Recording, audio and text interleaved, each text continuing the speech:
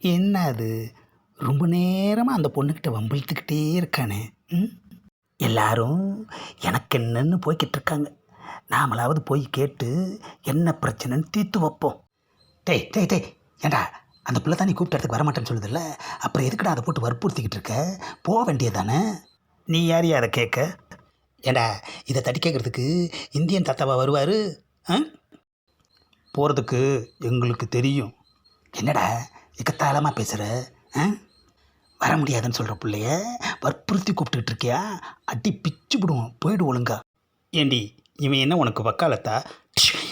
ஆஹா அந்த பொண்ணை அடிச்சிட்டானே. இங்கே என் மேலே கை வச்சுப்பாரு.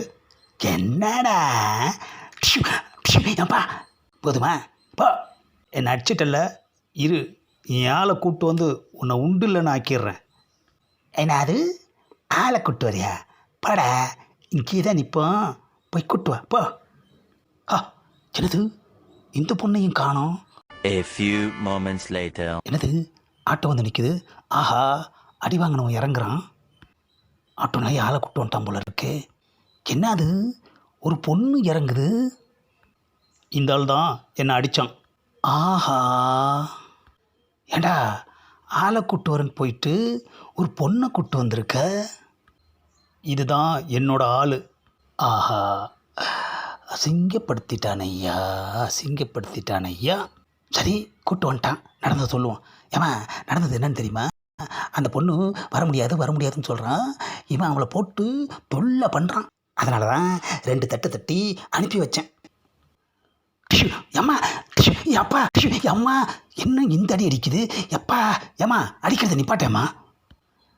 நான் 2 அடி தான் அடித்தேன், நீ 4 அடி அடிக்கிற. அந்த பொண்ணு யாருன்னு தெரியுமா? இவனோட லவ்வரு. ஆஹா லவ்வரா?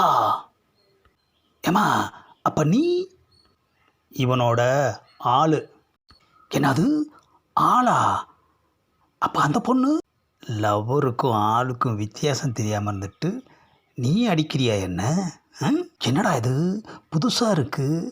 லவ்வரை தானடா ஆளுன்னு சொல்லுவோம். ஏண்டா ஆளுன்னா என்னடா அர்த்தம்?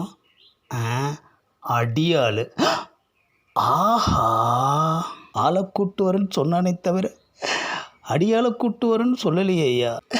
இப்போல்லாம் யார் ஆள் யார் அடியாளுன்னே தெரியலையே ஐயா. ஆம்பளைங்க தான் அடியாளாக மாறுறாங்கன்னு பார்த்தா பொம்பளைங்களும் அடியாளாக மாறுறாங்களே ஐயா. இனி போக போக என்ன மாதிரியெல்லாம் மாறப்போகிறாங்களோ. இனிமே எது நடந்தாலும் கண்டுக்காம நமக்கென்னான்னு போய்கிட்டே இருக்கணும். பஞ்சாயத்து பண்ண போனால் இந்த நிலமை தான். இந்த பதிவை லைக் பண்ணுங்கள், ஷேர் பண்ணுங்கள், மறக்காமல் சப்ஸ்கிரைப் பண்ணுங்கள்.